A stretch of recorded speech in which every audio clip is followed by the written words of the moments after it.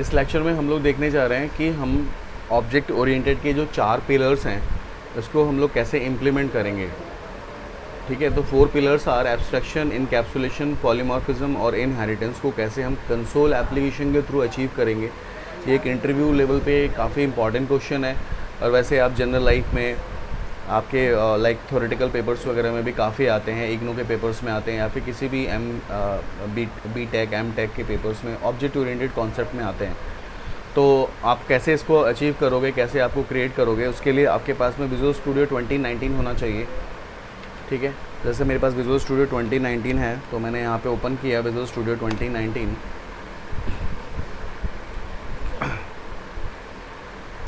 इसको हम लोग कहते हैं splash form. This form is called splash. It shows कि what is the version you have and what is the name of your application. Now this ये मेरा start page है। स्टार्ट पेज के अंदर मेरे जो रीसेंट एप्लीकेशंस हैं वो ही आपके यहाँ पे आएंगे और जो आप नया क्रिएट करना चाहते हो ये गेट स्टार्टेड से कर सकते हो। तो मुझे एक नया एप्लीकेशन ओपन करना है तो मैं यहाँ से न्यू पे जाके क्रिएट करूँगा। अगर मेरा ऑलरेडी कोई एप्लीकेशन पहले से बना हुआ है तो मैं उसको एज अ फोल्डर के थ्रू और सॉल्यूशन के थ्रू ओपन कर सकता हूँ। और अगर मैं चाहूँ किसी ऑनलाइन रिपोजिटरी पे अपनी एप्लीकेशन को डेवलप करना तो मैं यहाँ से कर सकता हूँ। जैसे आप कल की डेट में कंपनी में जाओगे तो आपको किसी रिपोजिटरी पे काम करने के लिए देगा, किसको आप जो काम करोगे आपके उस लोकल सर्वर पे नहीं होगा, वो क्लाउड पे होगा, तो किसी रिपोजिटरी पे होगा तो उसका एक्सेस आपको यहाँ से मिलेगा। ठीक है, तो हम आने वाले टाइम में किसी प्रोजेक्ट पे काम करेंगे तो मैं आपको बताऊंगा कैसे हम काम करते हैं। जैसे गिटहब हो गया, डेववुड हो गया, उस पर रिपोजिटरी पे काम करें। तो अभी फ़िलहाल क्या करेंगे, हम लोग यहाँ पे क्रिएट न्यू प्रोजेक्ट पे जाते हैं, क्लिक करते हैं। अब जैसे कि मैंने आपको बताया था कि विजुअल स्टूडियो .NET एक प्लेटफॉर्म प्रोवाइड करती है जिसमें आपके पास में बहुत सारे एप्लीकेशंस को डेवलप करने के लिए टेम्पलेट्स हैं, like web, Windows, console, mobile सारे हैं और बहुत सारी लैंग्वेजेस भी हैं इसके अंदर में। तो अब यहाँ पे इसमें देखो, यहाँ पे आपके पास जो प्राइमरी लेवल पे सारी लैंग्वेजेस आपको दिख रही हैं, C#, C++, F#, JavaScript, Python, बहुत सारी लैंग्वेजेस हैं जो इनिशियल है। आप इसके अलावा भी चाहो तो आप ऐड कर सकते हो इसको। और उसके बाद आप प्लेटफॉर्म की अगर बात करो तो आप एंड्रॉयड के लिए भी बना सकते हो, अज्यूर के लिए बना सकते हो, iOS है, Linux, Mac, TV operating system, Windows, Xbox, gaming type. और आप यहाँ पे देखोगे तो आपके पास में सारे टाइप के ऑल टाइप ऑफ प्रोजेक्ट्स हैं, जैसे क्लाउड, कंसोल सारे हैं। तो अब आपको यहाँ से अगर आपको लगता है कि आपको कंसोल एप्लीकेशन बनाना है तो आपको यहाँ से आप चीज़ों को फ़िल्टर कर लो। फ़िल्टर कर लोगे तो ईज़िली तरीके से आप आ जाएगा। यहाँ पे आप कंसोल एप्लीकेशन सेलेक्ट कर लो, यहाँ आपने C# सेलेक्ट कर लिया तो वो पर्टिकुलर C# के अंदर में उसने कंसोल बेस्ड एप्लीकेशन उसने बता दिया आपको कि कंसोल बेस्ड जो मैं बनाऊँगा ये 2 तरह से आप बना सकते हो। एक .NET कोर के थ्रू बना सकते हो और एक .NET फ्रेमवर्क के थ्रू बना सकते हो। कोर और इसमें क्या फ़र्क है कि अगर आप इसमें कोर में बनाते हो तो उस एप्लीकेशन को आप होस्ट कर सकते हो C# के थ्रू, लाइनक्स पे, मैक ऑपरेटिंग सिस्टम पे, विंडोज़ पे और कंसोल पे। अगर आप .NET फ्रेमवर्क के थ्रू बनाओगे तो आप उसको C#, विंडोज़ और कंसोल पे होस्ट कर सकते हो, विंडोज़ एप्लीकेशन। मतलब लाइनक्स के लिए आप नहीं बना सकते हो अगर आप इस पर यूज़ करते हो। तो अभी हम लोगों ने .NET फ्रेमवर्क देखा है तो हम लोग इसको लेते हैं, .NET फ्रेमवर्क।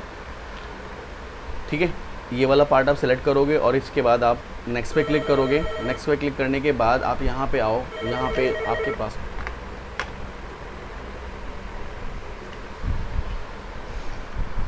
मैंने यहाँ पे दे दिया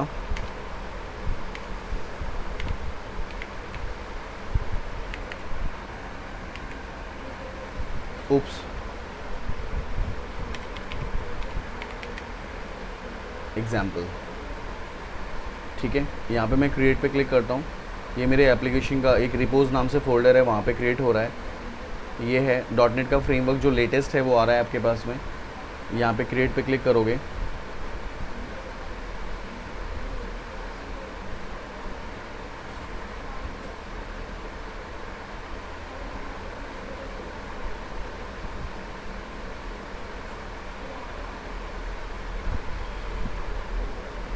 तो आपके पास इस तरह का इन्वायरमेंट लोड होता है।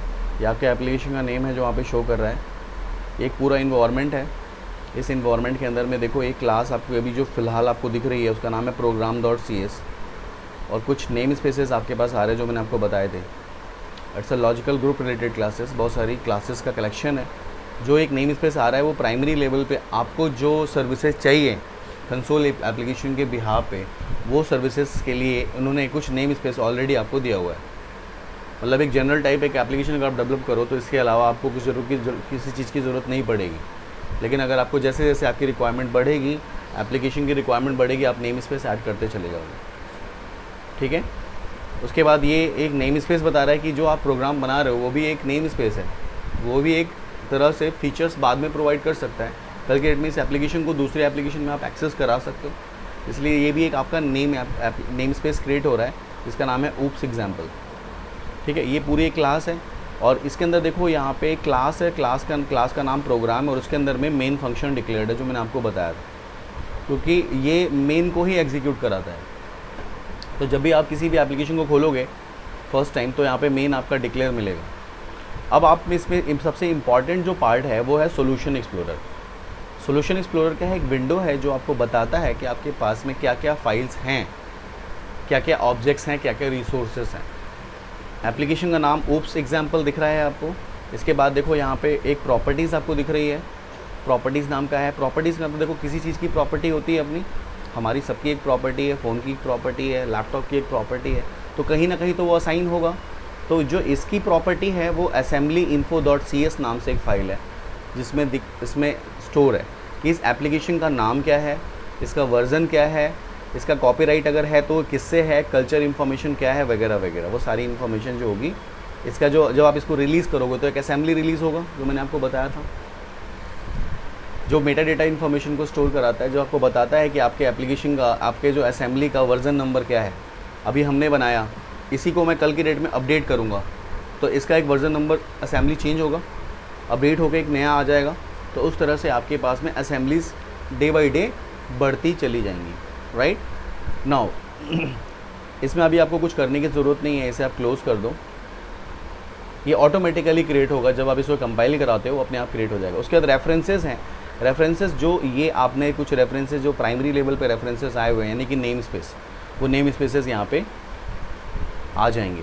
जो भी नेम स्पेस आप ऐड करोगे वो रेफरेंसेस में नेम स्पेसेस ऐड होते चले जाएंगे आपके। उसके बाद आपके पास में एक ऐप कॉन्फ़िगरेशन नाम से एक फ़ाइल होगी जो कि एक्सएमएल फाइल होती है। एक्सएमएल एक लैंग्वेज है, उसको कहते हैं extensible markup language, structure language. Structure language में आपका जो एप्लीकेशन है वो कौन सा फ्रेमवर्क को सपोर्ट कर रहा है, जो आपने फ्रेमवर्क यूज़ किया है, दिस इज़ 4.7.2, वो यहाँ पे वर्जन के अकॉर्डिंगली रिटन है।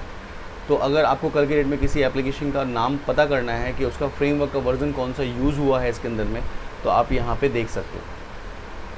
जहाँ पे भी ये एग्जीक्यूट करेगा, जिस प्लेटफॉर्म पे रन करेगा जब ये कंसोल एप्लीकेशन, तो वहाँ जो फ्रेमवर्क इंस्टॉल्ड है और इसका जो फ्रेमवर्क गिवन है उन दोनों से मैच करेगा तभी तो इंस्टॉल करेगा। तो वो यहाँ से ऐप कॉन्फ़िगरेशन फाइल से वो पता करता है कि कॉन्फ़िगरेशन फाइल के अंदर में कौन सा नेम स्पेस कौन सा फ्रेमवर्क यूज्ड है। ये भी बाय डिफ़ॉल्ट आता है। और उसके बाद मेरे पास एक क्लास है जिसका नाम है program.cs जो आपको दिख रहा है इस टाइम। ठीक है। इसके अलावा आपको कोई भी क्लासेस ऐड करनी है, इसी के अंदर ऐड करनी है, तो आप यहाँ पे प्रोग्राम पे जाते हो और यहाँ पे ऐड क्लास पे क्लिक करते हो। आप कोई भी क्लास यहाँ पे ऐड कर सकते हो। जैसे सपोज़ कर लो मैं एक क्लास ऐड करना चाहता हूँ, इनकैप्सुलेशन के लिए मैंने इनकैप के नाम से एक क्लास ले लिया। इनकैप्सुलेशन के लिए इनकैप के नाम से मैं क्लास ले लेता हूँ, तो एक नया क्लास देखो आपके पास आ गया।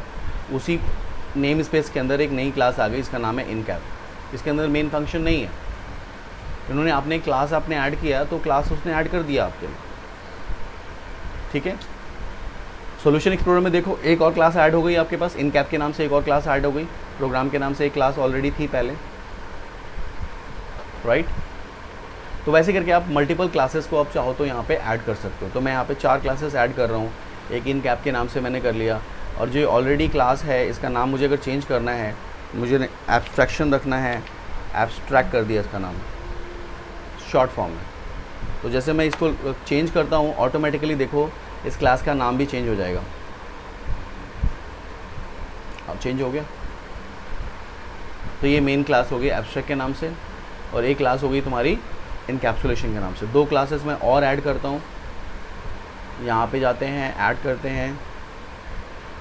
एक मुझे पॉलीमॉर्फिज्म के नाम से चाहिए, तो पॉली के नाम से मैं एक क्लास ऐड करता हूँ जहाँ पे मैं पॉलीमॉर्फिज्म यूज़ करूँगा, और एक क्लास और ऐड करना। अगर अब क्लास आप यहाँ से भी चाहो तो ऐड कर सकते हो। जो आपका प्रोग्राम का नाम दिख रहा है इस पर राइट क्लिक करोगे और यहाँ पे ऐड का ऑप्शन आएगा आपके पास में, ऐड अ क्लास। ठीक है, दो तरीके हैं आपके पास में। इनहेरिटेंस के नाम से मैंने क्लास ले लिया, यानी कि 4 क्लासेस मैंने इस सॉल्यूशन में ऐड कर दी, जो आपको देखो दिख रहा है। इनकैप्सुलेशन, इनहेरिटेंस, पॉलीमॉर्फिज्म और एब्स्ट्रैक्शन के नाम से 4 क्लासेस आपने ऐड कर ली। Got it. अब मुझे क्या करना है, सबसे पहले मैं अचीव करना चाहता हूँ एब्स्ट्रैक्शन, तो हमने एब्स्ट्रैक्ट क्लास पे कॉल किया।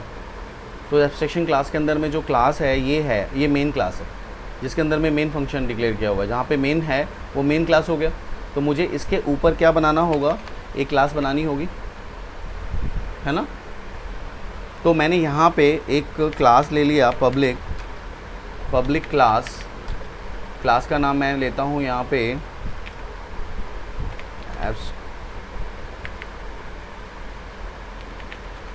एब्स्ट्रैक्शन। ठीक है, एब्स्ट्रैक्शन के नाम से मैंने एक क्लास ले लिया।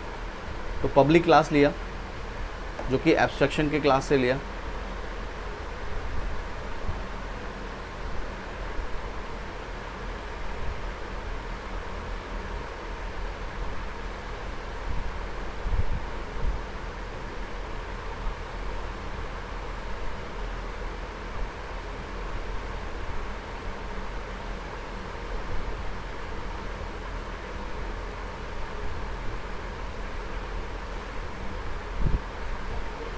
ठीक है,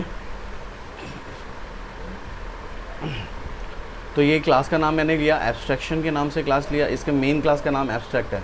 जब एग्जीक्यूट होगा तो एब्स्ट्रैक्ट वाला होगा, क्योंकि मेन फंक्शन यहाँ पे डिक्लेयर्ड है। Got it. अब मुझे यहाँ पे एब्स्ट्रैक्शन अचीव करना है। एब्स्ट्रैक्शन का मैंने क्या बताया था कि wrapping of data, method, function together in a single unit. बहुत सारे मेथड्स, फंक्शन जो आप क्लास के अंदर जो लोगे, तो क्लास में क्या होगा, class is a collection of properties, method, functions, यही होता है ना। तो जहाँ पे हम इन सब चीज़ों को व्रैप करके रखते हैं उसको हम लोग क्या बोलते हैं, एब्स्ट्रैक्शन, सॉरी इनकैप्सुलेशन, सॉरी मैं यहाँ पे कंफ्यूज हो जाता हूँ। तो एब्स्ट्रैक्शन का मतलब क्या हो गया, एक एब्स्ट्रैक्ट ऑब्जेक्ट को आपको यूज़ करना है कहीं आउटसाइड द क्लास, एक एब्स्ट्रैक्ट ऑब्जेक्ट को यूज़ करना है। दिस इज़ एब्स्ट्रैक्शन, जिसका आपको इम्प्लीमेंटेशन इन्फॉर्मेशन आपको नहीं पता, तो this is called in abstraction, this is called abstraction. लेकिन इससे पहले मैं आपको इनकैप्सुलेशन बता दूं, क्योंकि इनकैप्सुलेशन से ही आपका एब्स्ट्रैक्शन अचीव होता है। तो हम लोग पहले इनकैप्सुलेशन पे आते हैं, और इनकैप्सुलेशन में मुझे अभी इनकैप्सुलेशन अचीव करना है, और मैं चाहता हूँ कि इनकैप्सुलेशन वाला, इनकैप वाला जो है वो मेन हो जाए। तो अगर मेन हो जाए तो मैं क्या रखूँगा, इसमें मेन फंक्शन डिक्लेयर करूँगा। लेकिन अगर मैं चाहता हूँ कि इनकैप्सुलेशन के नाम से क्लास हो जिसमें मैं मेन रखना चाहता हूँ और इनकैप को मैं वैसे रखना चाहता हूँ, तो इसको मैं वैसे ही कर दूँगा। तो एक क्लास है, इसके नीचे मैंने क्या किया, पब्लिक क्लास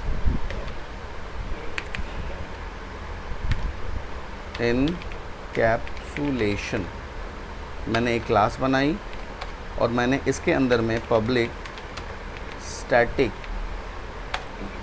वॉइड, मेन के अंदर में एम कैपिटल होगा याद रखना, और मैं यहाँ पे स्ट्रिंग और एरे और आर्ग्यूमेंट पास करता हूँ, ARGS, args.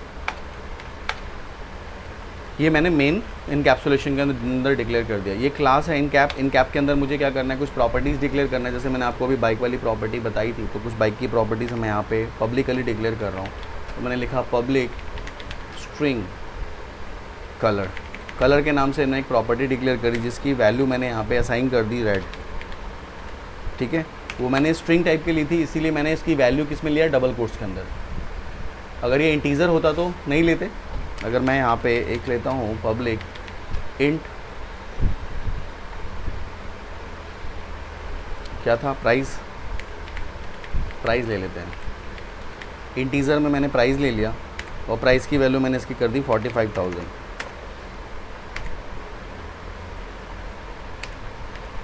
This is 45,000। Integer में ले लेगा, डबल कोट्स की ज़रूरत नहीं है। क्यों, क्योंकि इंटीजर है। ठीक है, और एक मैंने प्राइवेट ले लिया, यहाँ पे एक प्राइवेट ले लिया, मॉडिफायर्स है ना, ये एक्सेस स्पेसिफायर्स, मॉडिफायर्स, तो प्राइवेट ले लिया मैंने। हाँ बिल्कुल, स्पेस कहाँ पे, यहाँ पे कह रहे हो क्या, यहाँ पे नहीं लोगे भी तो चलेगा, लेकिन यहाँ तो ज़रूरी है ना। अगर यहाँ आपने अपने स्पेस नहीं लिया तो ये तो एक सिंगल वर्ड हो गया ना, तो कैसे रिकॉग्नाइज़ करेगा कि क्या आपने लिखा है। तो यहाँ तो आपको स्पेस देना ही देना है, लेकिन यहाँ पे आप यहाँ नहीं दे सकते, चलेगा, यहाँ की प्रॉब्लम नहीं, क्योंकि आप इसके बीच में एक ऑपरेटर है इक्वल्स टू का, ठीक है। तो यहाँ पे आपने ले लिया स्ट्रिंग, स्ट्रिंग में आपने लाइक ले लिया उसका इंजन का, इंजन फार्मूला आपको लेनी है, आपको इंजन ले लिया, इंजन का एक फार्मूला स्ट्रिंग में आपने यहाँ पे असाइन कर दिया एज अ स्ट्रिंग फॉर्मेट। तो दीज आर द प्रॉपर्टीज़, इसको हम लोग क्या बोलते हैं, इसको हम कहते हैं प्रॉपर्टी। तो इसको आप, अगर आपको कमेंटेड लिखना है, कमेंट मतलब कुछ लिखना है इसके बारे में कि क्या है ये लिखा हुआ, क्या है स्टेटमेंट, क्या है, जो कमेंट लाइन होती है वो रन टाइम पे कंपाइल नहीं होती है, वो सिर्फ शो करने के लिए होती है। तो लिखूँगा this is property, this is property, ये प्रॉपर्टी है, property of the class. Bike भी लिख सकते हो, है ना। तो ये हो गया मेरे पास में कुछ प्रॉपर्टीज़ डिक्लेयर कर दी। इस प्रॉपर्टी को एक्सेस करने के लिए मेथड्स बनाने पड़ते हैं, है ना। तो मेथड्स बनाने पड़ेंगे मेरे को, तीनों के मेथड्स चाहिए, एक कलर के लिए भी चाहिए, एक प्राइस के लिए भी चाहिए और एक इंजन के लिए भी चाहिए। तो अब मैं उसके मॉडिफायर्स के हिसाब से, जो मेरे पास में प्रॉपर्टी डिक्लेयर है उसके हिसाब से करूँगा। तो मैंने पब्लिकली करना है, क्योंकि मैं कलर मेरे पास पब्लिक प्रॉपर्टी है, तो पब्लिक स्ट्रिंग टाइप का लूँगा मैं, क्यों, क्योंकि मुझे कलर के लिए मेथड बनाना है। तो कलर किस टाइप का है, डेटा टाइप क्या है, स्ट्रिंग है, तो मुझे स्ट्रिंग ही लेना पड़ेगा।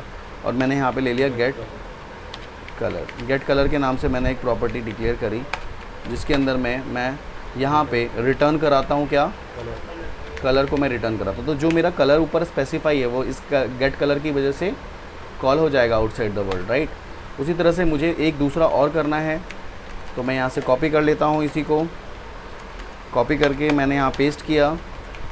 दूसरी प्रॉपर्टी मेरी किसके लिए चाहिए, मुझे प्राइस के लिए चाहिए मुझे।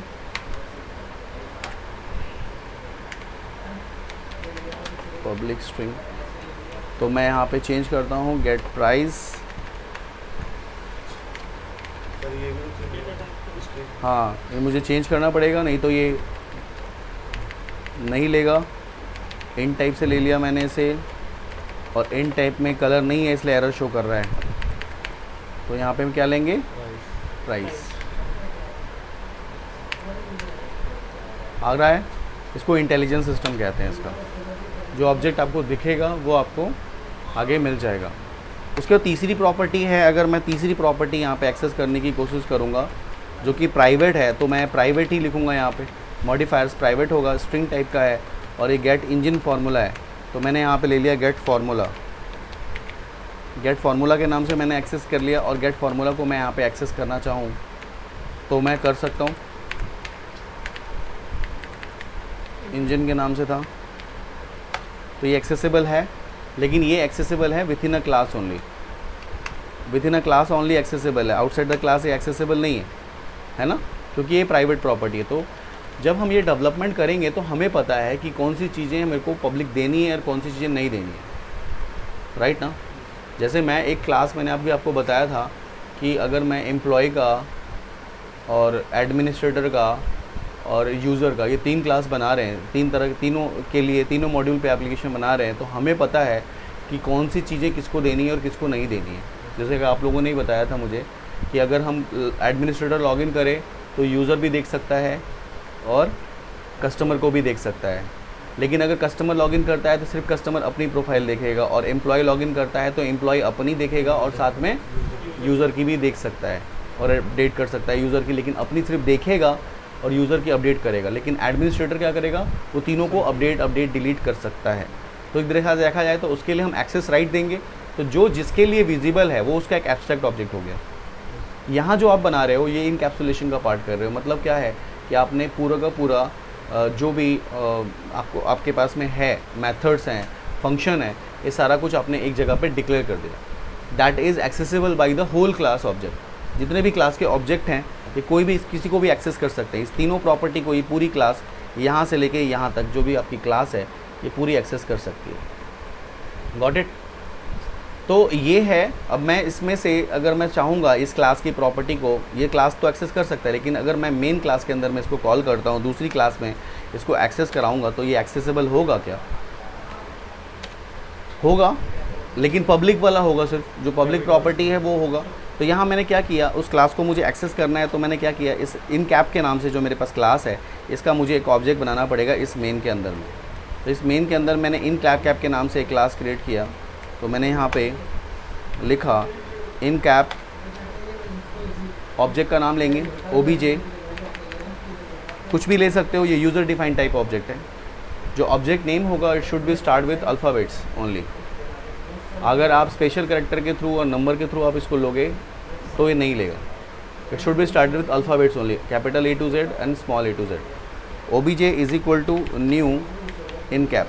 तो इनकैप्सुलेशन के नाम से क्या हुआ, जो आपका क्लास था ऑलरेडी उसका एक ऑब्जेक्ट बन गया, ऑब्जेक्ट OBJ के नाम से। अब मैं OBJ के थ्रू सारे एक्सेस कर सकता हूँ नीचे। अब मैं चाहता हूँ कि वहाँ पे प्रिंट हो जाए, तो मैंने यहाँ लिखा कंसोल डॉट, कंसोल देखो एक क्या है, मेथड है, कंसोल एक मेथड है, डॉट राइट उसकी एक प्रॉपर्टी है। कंसोल करके कंसोल मेथड के थ्रू मैंने एक प्रॉपर्टी राइट करी। ये भी देखो मेथड, ये भी मेथड बना हुआ है। कंसोल भी आप यूज़ कर रहे हो, इसको भी एक एब्स्ट्रैक्ट ऑब्जेक्ट कह सकते हो।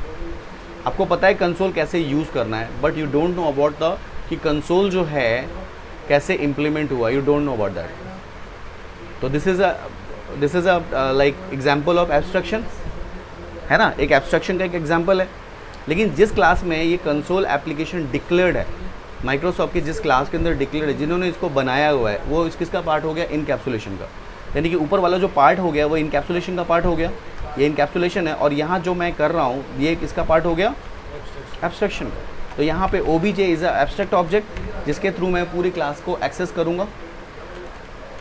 तो यहाँ पे मैंने कंसोल डॉट राइट लाइन में लिखा कि कलर ऑफ बाइक इज़, और यहाँ पे मैं प्लस का साइन देता हूँ और यहाँ पे लिखता हूँ OBJ डॉट गेट कलर। तो यहाँ पे क्या होगा, कलर एक्सेस हो जाएगा। कंसोल डॉट राइट लिख सकते हो, राइट लाइन भी लिख सकते हो, सेम चीज़ है। अगर आप राइट लाइन भी लिखते हो तो ओके है, और राइट भी लिखते हो तो भी ओके है, ठीक है। तो ये चीज़ आपका राइट लाइन के थ्रू भी आपका वही एक्सेस होगा। तो क्या करेगा, एज इट इज़ यहाँ से लेके, ये डबल कोट्स है, देखो यहाँ से डबल कोट शुरू हो रहा है, यहाँ तक, यहाँ ख़त्म हो रहा है। इसके बाद एक बीच में मैंने ब्लैंक स्पेस दे दिया है। तो जो ब्लैंक स्पेस दिया है ना, वो इसलिए दिया है कि इसके बाद ब्लैंक स्पेस के बाद जो भी ऑब्जेक्ट आएगा उसके बीच में एक स्पेस रहे, ठीक है। तो एज इट इज़ जो भी आप दोगे एज इट इज़ वो लेगा। तो ये आपका एक ऑब्जेक्ट आ जाएगा। अगर मैं दूसरा एक और ऑब्जेक्ट लेना चाहता हूँ तो मैंने इसको पेस्ट किया। अब मैं इसको एक्सेस कराना चाहता हूँ कलर के बाद किसको, प्राइस को एक्सेस करना चाहता हूँ। तो मैं यहाँ पे प्राइस लिखूँगा, P लिखता हूँ और कंट्रोल स्पेस बार देता हूँ। देखो प्राइस आ गया अपने पास, और यहाँ पे लिखेंगे price of bike. Price of bike is, price आ गया। अगर आप तीसरी प्रॉपर्टी एक्सेस करना चाहो तो ये एक्सेस नहीं होगा। अगर आप सोचोगे यहाँ पे कि गेट इंजन क्या था, फार्मूला ना, आप फार्मूला जो आप चाहो ऊपर वाला जो ये एक्सेस करने के लिए, ये जो आपने प्राइवेट लिया है इसको एक्सेस करने के लिए चाहोगे तो ये एक्सेस यहाँ पे नहीं हो सकता। यहाँ पे ये दोनों चीज़ें मैं इसी क्लास में आपको एब्स्ट्रैक्शन और इनकैप्सुलेशन दोनों का एग्जांपल बताता हूँ, क्योंकि अलग से बनाने का कोई फ़ायदा नहीं है। तो यहाँ पे देखो, यहाँ पे ये एक्सेस नहीं हो सकता, लेकिन इसको भी एक्सेस करने का तरीका है। अगर मैं चाहूँ कि इसको एक्सेस करना है मुझे यहाँ पे गेट फार्मूला को, तो मैं एक यहाँ पे पब्लिक टाइप का एक और फंक्शन क्रिएट कर देता हूँ, एक और मेथड बना देता हूँ। मैंने बनाया पब्लिक स्ट्रिंग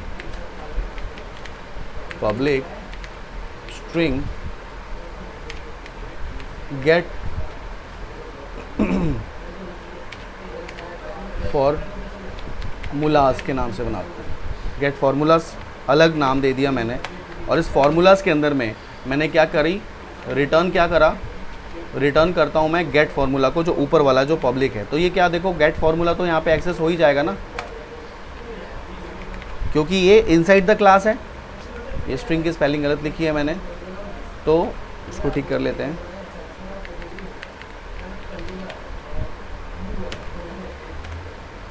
ये पब्लिक है इस क्लास के लिए, तो ये जब ये एक्सेस होगा, जब ये कॉल करेगा तो इसको कॉल कर सकता है यहाँ विद इन ए क्लास, और मैं इसको अगर मैं आउटसाइड द क्लास कॉल कर दूँ तो ये एक्सेस हो सकता है, क्योंकि ये पब्लिक है।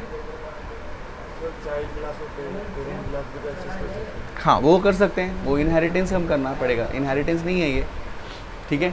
तो मैं आपको एक इसका एग्जांपल बता रहा हूँ कि अगर एब्स्ट्रैक्शन आपको यूज़ करना है आउटसाइड द क्लास तो इस तरह से आप कर सकते हो। आप एक क्लास बना दो पब्लिकली, उसके अंदर में उसको एक्सेस करा दो।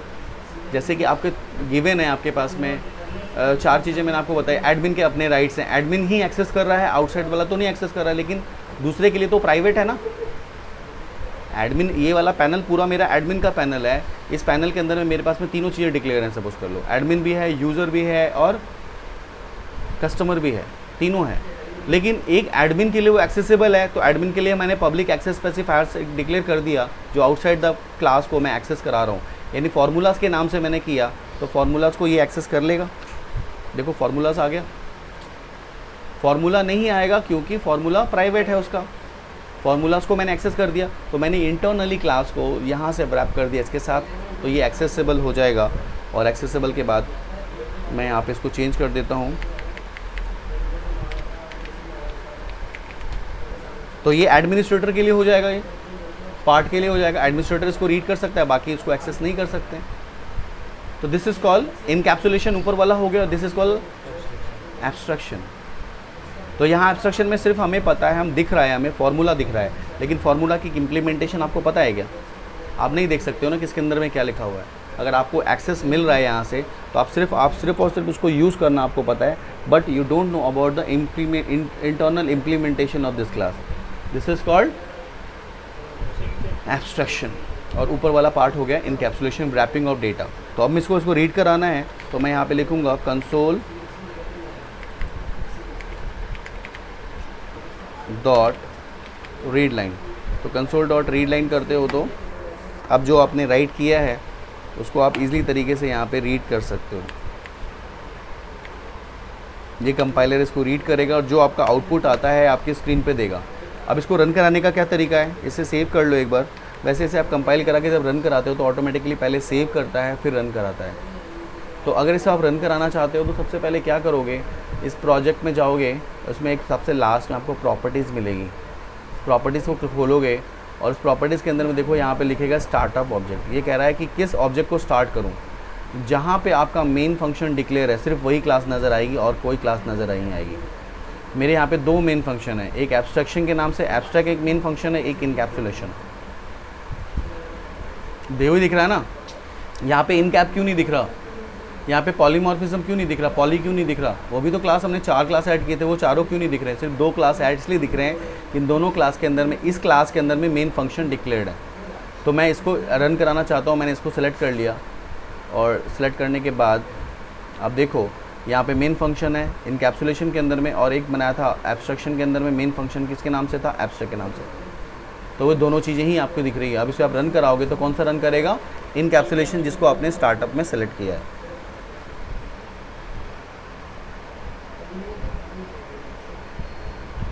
ये आपका इस तरह से कंसोल एप्लीकेशन रन करेगा एक ब्लैंक स्क्रीन, ब्लैंक से फॉर्म पे। देखो आपके पास क्या आ रहा है, colour of the bike is red, जिसकी इम्प्लीमेंटेशन कहाँ पे थी, दूसरी क्लास में थी, बाइक क्लास में। वैल्यू आ रही है इसकी 45,000 रुपीज़ जो मेन क्लास में थी, और तीसरे में फार्मूला भी आ रहा है। पब्लिक हमने कर दिया। तो सर वो फार्मूला अगर नहीं लिखते जैसे आपने दिया था तो वो यहाँ नहीं होता एक्सेस, कुछ लिखा आता है? कुछ नहीं आता। अगर मैं वहाँ पे अगर करूँगा तो एरर आएगा ना, वो तो एरर आ जाएगा, वो आपसे एक्सेस करने ही नहीं देगा आपको। जब आप एक्सेस कर ही नहीं सकते तो फिर वहाँ पे एरर शो करेगा। अगर मैं यहाँ पे लिखूँगा तो ये तो एरर आ जाएगा। अगर मैं फार्मूला को लिखता हूँ सिर्फ, तो फार्मूला के नाम से तो प्राइवेट है ना। अब देखो यहाँ पे कर्सर पॉइंटर ले जाएंगे तो क्या लिखा हुआ आ रहा है, इसमें लिखा हुआ आ रहा है is inaccessible due to the protection level. इसका जो प्रोटेक्शन लेवल है वो क्या है, प्राइवेट है। प्राइवेट है ना इसका प्रोटेक्शन लेवल, इसलिए एक्सेस नहीं हो पा रहा है। इसको मैं रन कराऊंगा तो ये रन करेगा ही नहीं, ये देखो एरर शो करेगा। जब इसको कंपाइल कराता हूँ तो कंपाइल के बाद यहाँ पे नीचे देखो एरर आ रहा है, कह रहा है बिल्ड एरर है। मैं कहता हूँ रन नहीं कराना, नो करता हूँ, तो मेरे को यहाँ पे शो करेगा, एरर शो करेगा कि आपका यहाँ पे एरर है, एरर लिस्ट, ये देखो। और यहाँ पे मैं क्लिक करता हूँ तो मेरे उसी पोजीशन पे मेरे पास आ गया जहाँ पे आपका एरर है। तो आप इसको ठीक करोगे, ठीक करने के बाद वापस से कंपाइल कराओगे, फिर से ये कंपाइल होगा, और उसके बाद उसने इसी बीच में उसने क्या किया, MSIL कोड में भी कन्वर्ट किया, और कन्वर्ट करने के बाद उसका असेंबली फाइल भी बनाई, EXE फाइल भी बनाई, और उसको रन करा के आपको दिखा दिया। तो क्या जैसे पेरोल वाला प्रोग्राम की तरह इसको अगर कंसीडर करें तो ये एडमिनिस्ट्रेटर का होगा।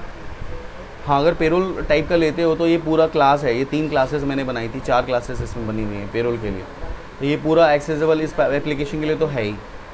लेकिन अब मुझे राइट्स देना है कि कौन एक्सेस करेगा, तो वो अलग अलग उसकी डिसिप्लिन आ तो जाएगी। मेन अलग अलग बनेंगे। हाँ, सबके मेन अलग अलग बनेंगे। 4 क्लासेस हैं तो चारों की मेन अलग अलग बनेंगी। तो ये क्लास हो गया मेन के लिए, इसके लिए हो गया। अब मैं एब्स्ट्रैक्शन मैंने आपको बता ही दिया, वही चीज़ एब्स्ट्रैक्शन ही होती है। और पॉलीमॉर्फिज्म की अगर बात करते हैं तो one things having many forms, है ना, तो same name but different parameters, इस तरह से। तो मैंने इसको अगर मैं मेन में बनाना चाहता हूँ तो मुझे क्या करना होगा, इसके अंदर मेन डिक्लेयर करना होगा। तो मैंने यहाँ पे लिख लिया स्टैटिक वॉइड भी ले सकते हो, अगर आप चाहते हो आउटसाइड द क्लास तो पब्लिक ले लो। तो स्टैटिक वॉइड मेन में M कैपिटल होगा, ध्यान रखना है आपको, स्ट्रिंग, और स्ट्रिंग के अंदर में मैंने आर्गुमेंट पास कर दिए।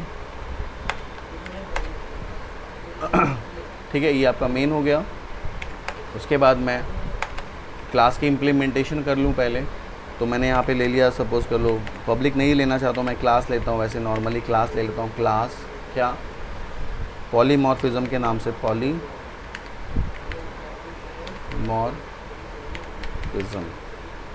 ये क्लास ले ली। अब पॉलीमॉर्फिज्म के क्लास में मैं आपको सपोज़ कर लो सम के नाम से कुछ बनाना चाहता हूँ। सम के लिए मुझे बनाना है, तो मैंने कुछ प्रॉपर्टी डिक्लेयर कर ली, या फिर चाहो तो उसी पैरामीटर के साथ ही आप कर सकते हो। तो मैंने यहाँ पे ले लिया पब्लिक इंट सम, और मैंने यहाँ पे पैरामीटर पास कर दिए इंट I, इंट j। ये जो पहले जो मैंने आपको बताया था, जो पहले भी मैंने आपको मेथड बताए थे, वो जो मेथड थे वो पैरामीटराइज मेथड नहीं थे। मेथड देखो क्या होते हैं, मेथड होता है एक तो रिटर्न टाइप मेथड होता है, ये सम पे एरर आ रहा है। अभी बताता हूँ, अभी रिटर्न नहीं किया ना इसलिए आ रहा है। एक होता है मेथड जो कि पैरामीटराइज नहीं होता है, यहाँ पे रिटर्न लिखना पड़ेगा आपको। रिटर्न कर लिया मैंने I + j, तो वो अधूरी थी इस वजह से एरर आ रहा था। तो ये जो मेथड है वो इसका रिटर्न टाइप क्या है, इंटीजर है। एक मेथड होता है जो कि रिटर्न टाइप वॉइड होता है, वॉइड मतलब नल, ठीक है। तो उसके टाइप होते हैं, ये रिटर्न टाइप है। तो रिटर्न टाइप इंटीजर है जिसके अंदर में पैरामीटर्स है, ये पैरामीटराइज है। और जो ये वाला मैंने बताया था ये नॉन पैरामीटराइज है, यहाँ पैरामीटर्स नहीं थे, इसी वजह से मैंने जब इसको कॉल किया तो यहाँ पे पैरामीटर की कोई ज़रूरत नहीं है। देखो पैरामीटर खाली है ना, लेकिन जो मैं अब ये बना रहा हूँ इसके अंदर मैंने पैरामीटराइज किया है। ये में मेथड है, वो भी मेथड, वो स्ट्रिंग टाइप का था, वो इंटीजर टाइप का था, ये भी इंटीजर टाइप का, लेकिन ये पैरामीटराइज है, वो पैरामीटराइज नहीं था। तो ध्यान रखना है कि मेथड जो होते हैं वो पैरामीटराइज भी हो सकते हैं, नॉन पैरामीटराइज भी हो सकते हैं। तो यहाँ मैंने क्या किया, इस नाम से बना दिया। अब सेम नेम से अगर मैं सोचूं कि एक और मैं इसी क्लास के अंदर डिक्लेयर कर दूँ, ये पॉसिबल है क्या? अगर मैं सेम नेम से एक डिक्लेयर कर दूँ तो ये पॉसिबल है क्या? नहीं है, क्योंकि देखो नीचे एरर आ गया, सम एक ऑलरेडी ऊपर है। अगर मैं यहाँ पे क्लिक करता हूँ तो यहाँ पे देखो लिखा हुआ आ रहा है कि इस नेम का ऑलरेडी एक ऑब्जेक्ट बना हुआ है, इसलिए नहीं लूँगा मैं। लेकिन ये कहता है पॉलीमॉर्फिज्म के पॉइंट ऑफ व्यू से कि अगर आप ये करते हो, अगर आप ये कर लेना चाहते हो तो आप पॉलीमॉर्फिज्म का मैकेनिज्म यूज़ कर सकते हो, उसके मेथड यूज़ कर सकते हो। इसके अंदर में क्या करना होगा कि जो आपका सम नाम से जो भी आपने बनाया है, नाम तो आप सेम रख सकते हो बट उसका टाइप चेंज कर दो। तो मैं इसका टाइप अगर यहाँ पे मैं डबल कर देता हूँ, मैंने इसका टाइप डबल कर दिया तो ये डबल में चेंज हो जाएगा। तो मैं इसके ऑब्जेक्ट को भी मैं एज अ डबल ले लेता हूँ। तो क्या हुआ पॉलीमॉर्फिज्म में, क्या था कि one things having many forms, तो पहले same name but different parameters. Same दोनों का नेम तो सेम है बट पैरामीटर्स दोनों के अलग अलग है। इसके पैरामीटर्स का टाइप क्या है, इंटीजर है, इसका पैरामीटर का टाइप क्या है, इंटीजर है। इसका रिटर्न टाइप क्या है, इंटीजर है, इसका रिटर्न टाइप क्या है, डबल है। दोनों सेम काम कर रहा है। अब ये एक्सेस कर सकता है, अब ये बिल्कुल एक्सेस कर सकता है क्योंकि हमने इस तरह से मैकेनिज़्म दे दिया है। अब उसके बाद मैं यहाँ से इसको चाहूँ तो इसको एक्सेस करा सकता हूँ मेन के अंदर में, दूसरे क्लास के अंदर। तो ये पॉली के अंदर मुझे अगर एक्सेस करना है तो मुझे क्या करना होगा, इस क्लास में ऊपर वाले क्लास का एक ऑब्जेक्ट बनाना पड़ेगा। तो मैं यहाँ पे पॉलीमॉर्फिज्म क्लास का नाम है, ऑब्जेक्ट का नाम मैंने ले लिया obj is equal to new polymorphism. तो this is a abstract object, obj is a abstract object of polymorphism, है ना। अब मैं यहाँ से इसको एक्सेस कर सकता हूँ। अगर मैं यहाँ पे लिखूँगा लाइक मुझे दो वेरिएबल्स दो लेने पड़ेंगे, तो मैंने यहाँ पे इंट ले लिया, int a is equal to मैंने 10 ले लिया इंटीजर टाइप, और फिर मैंने लिया इंट b। अगर मैं चाहूँ तो यूज़र से भी ले सकता हूँ, तो पहले आप लोग नॉर्मल वाला देखो, फिर मैं आगे स्टेप बाय स्टेप कराऊँगा। इंट a और इंट b ले लिया। अब यहाँ देखो नीचे में दोनों के नीचे क्या आ रहा है, ग्रीन सी लाइन आ रही है। ये एरर नहीं है, ये बता रहा है कि आपने यूज़ तो किया है, आपने डिक्लेयर किया, आपको यूज़ नहीं किया। जब तक आप इसको यूज़ नहीं करोगे तब तक इस तरह का दिखाएगा। इससे आपका ये इंटेलिजेंस होता है कि वो बताता है कि आप कुछ ऐसी गार्बेज वैल्यूज़ हैं जो आपने प्रोग्राम में लिखा तो आपने यूज़ नहीं किया, तो या तो उसे हटा दो या यूज़ कर लो। ठीक है, देखो अगर मैं कर्सर का पॉइंटर रखूँगा तो यहाँ पे क्या आ रहा है, the variable b is assigned but value is never used. ये this is because of intelligence system of this. तो अब मैं यहाँ पे क्या करता हूँ, अब मुझे सपोज कर लो कि वैल्यूज़ को असाइन करना है, दिखाना है, आउटपुट सीधा दिखाना है, या मैं चाहता हूँ कि कंसोल डॉट राइट लाइन के थ्रू दिखा दूँ, तो कंसोल डॉट राइट लाइन, और राइट लाइन के थ्रू अगर मुझे आना है sum of two numbers, sum of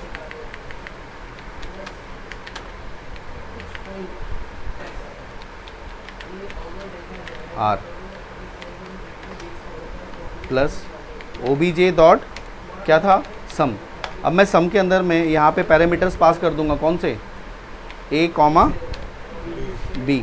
तो अब ये a कॉमा b पास हो जाएगा तो क्या करेगा, ये रिटर्न कर देगा। गॉट इट, इस तरह से वो रिटर्न कर देगा। अगर मैं रीड लाइन लिखता हूँ यहाँ पे, कंसोल डॉट रीड लाइन लिखता हूँ मैं, तो वो रीड कर लेगा, और रीड करने के बाद जो मेरा आउटपुट है वो शो कर देगा। लेकिन अब मैं भी रन कराऊंगा तो पहले वाला ही रन करेगा।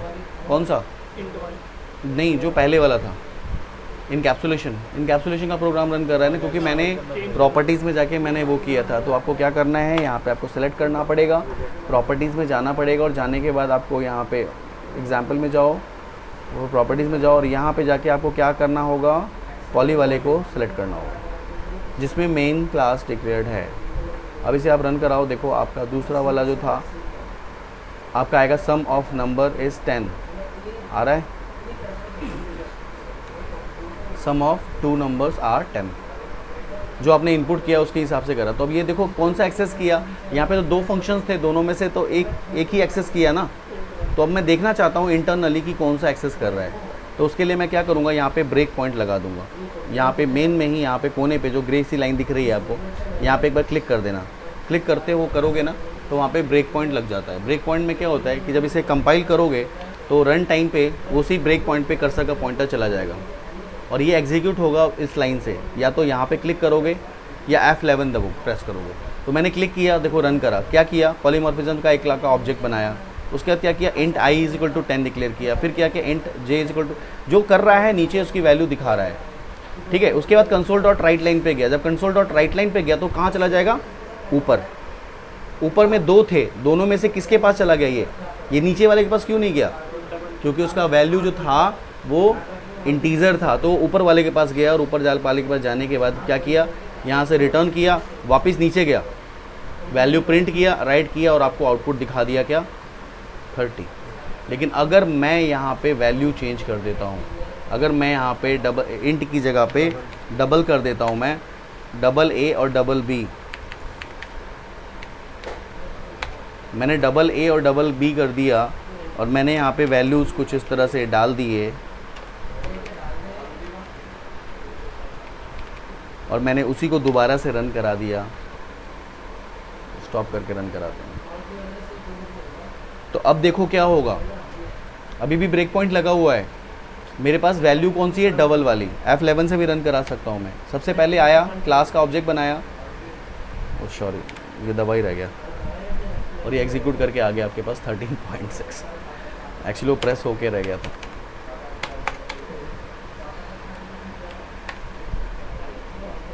क्या हो गया,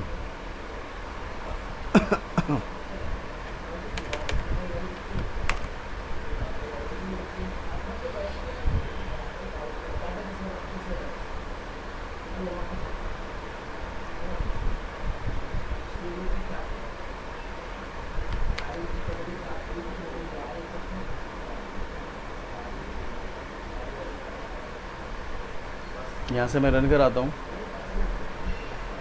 डिबग पॉइंट पे आया, ठीक है। सबसे पहले गया, ऑब्जेक्ट बनाया, डबल की वैल्यू असाइन करी, एक और किया बी के नाम से, कंसोल डॉट राइट लाइन पे गया, ऊपर जाएगा, ऊपर देखो किसके पे आ गया, दूसरे पे आया, पहले वाले पे नहीं आया। तो यहाँ पे क्या आ रहा है, ओवर राइडिंग। ऑब्जेक्ट जो था सम, उसी पे ही ओवर राइड कर दिया उसने। ऑब्जेक्ट जो था वो एक ही बना था मेमोरी में, उसी पे ओवर राइड, नया कोई ऑब्जेक्ट उसने बनाया नहीं। और ये दूसरे वाले को उसने एग्जीक्यूट कराया, कराने के बाद कंसोल राइट पे आपको आउटपुट शो कर दिया 13.68। This is called polymorphism. Clear है? ठीक है, इसका ब्रेक पॉइंट हटा देते हैं। अब उसी तरह से अब हम लोग जो फोर्थ वन है हमारे पास में, चौथा पिलर, जिसको हम लोग क्या बोलते हैं, इनहेरिटेंस। और drive class can acquire the property of parent class. तो हम कैसे इसको एक्सेस करेंगे? अगर सपोज कर लो मेरे पास में कुछ मेथड्स हैं, एक मैं ले लेता हूँ पहले, क्लास तो ऑलरेडी मैंने लिया हुआ है, इनहेरिटेंस क्लास। अब इस इनहेरिटेंस को ही मैं मेन बनाता हूँ। तो यहाँ पे क्या लिखेंगे, स्टैटिक। स्टैटिक क्या है? अगर पूछता है आपसे कोई स्टैटिक क्या है, तो स्टैटिक एक कीवर्ड है। स्टैटिक वॉइड, वॉइड का मतलब क्या है, रिटर्न टाइप नल। और main is the name of function. String data type है, और इसका जो है ये एरे आर्ग्यूमेंट है। एरे टाइप से आर्ग्यूमेंट ये जाएगा, ARGS आर्ग्यूमेंट्स। अब इसके अंदर आपने एक इसको डिक्लेयर किया। अब आ जाते हो मेन के लिए। तो यहाँ पे तुमने लिखा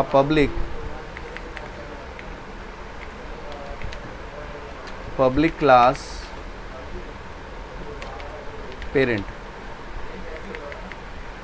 ठीक है। या बेस ले लेते हैं, बेस के नाम से एक क्लास ले लेते हैं, और बेस के अंदर में एक और मैं लेता हूँ चाइल्ड, पब्लिक क्लास चाइल्ड, ठीक है। 2 क्लासेस मैंने ले ली। अब क्या है कि बेस क्लास के अंदर में कुछ प्रॉपर्टी, मैं सपोज कर लो कुछ फंक्शन, कुछ मेथड्स बनाना चाहता हूँ डायरेक्टली। तो मैंने लिखा पब्लिक स्ट्रिंग गेट हेलो। मैं एक हेलो मैसेज को प्रिंट कराना चाहता हूँ, तो मैंने एक हेलो के लिए गेट हेलो के नाम से एक मेथड बनाया, और उस हेलो के अंदर में मैंने लिखा कंसोल डॉट राइट लाइन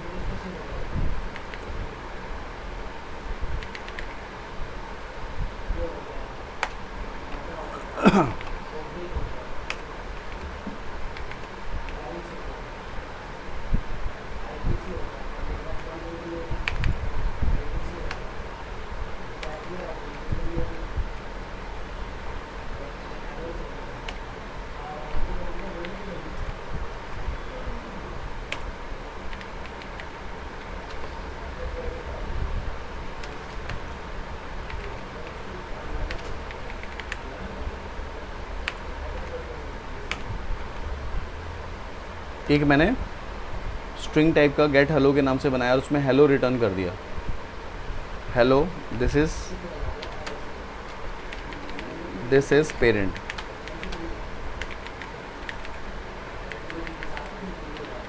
ठीक है। दिस इज पेरेंट क्लास, जो कि मैं सेम को एक्सेस करना चाहता हूँ इस चाइल्ड के अंदर में। इसको मैं चाइल्ड में एक्सेस करना चाहता हूँ, तो चाइल्ड में एक और बना सकता हूँ। अच्छा, एक चीज़ और भी होती है क्लास के अंदर में। क्लास जो होता है ना, क्लास का कंस्ट्रक्टर बनता है। कंस्ट्रक्टर और डिस्ट्रक्टर होता है। कंस्ट्रक्टर क्या होता है, क्लास के नाम का ही कंस्ट्रक्टर होता है। जैसे हमारा, अब चाहता हूँ मैं कि क्लास का, यहाँ पे क्लास का कंस्ट्रक्टर क्रिएट करूँ, तो मैं सीधा क्या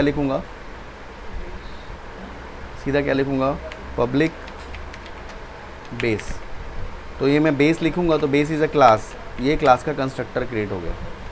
अब इस क्लास के कंस्ट्रक्टर में मैं कुछ भी लिख सकता हूँ, जो भी मैं लिखूँगा वो क्लास का कंस्ट्रक्टर जो है वो उसको रिलीज़ कर देगा। जैसे मैं लिखता हूँ यहाँ पे कंसोल डॉट राइट लाइन, और राइट लाइन के अंदर में मैं यहाँ पे लिखता हूँ this is parent class constructor, ठीक है। तो ये एक क्लास का कंस्ट्रक्टर होगा। जब भी ये क्लास रन करेगा तो ऑटोमेटिकली ये वाला कॉल हो जाएगा। फिर गेट हेलो का आ गया, मैसेज आ जाएगा। उसके बाद मैं यहाँ भी चाइल्ड क्लास की बात है, ये मैं चाहता हूँ कि जो चीज़ें हैं यहाँ एक्सेस हो जाएं। कौन सी चाइल्ड क्लास में? तो मैं क्या करूँगा, इस क्लास का उसका ऑब्जेक्ट बनाएगा, स्कोप रेजोल्यूशन ऑपरेटर, और लिखेंगे बेस। ठीक है, और मैं कुछ नहीं करता, और मैंने इस क्लास के अंदर में जाके चाइल्ड क्लास का मैंने ऑब्जेक्ट बना दिया, child obj is equal to new child, child obj is equal to new child.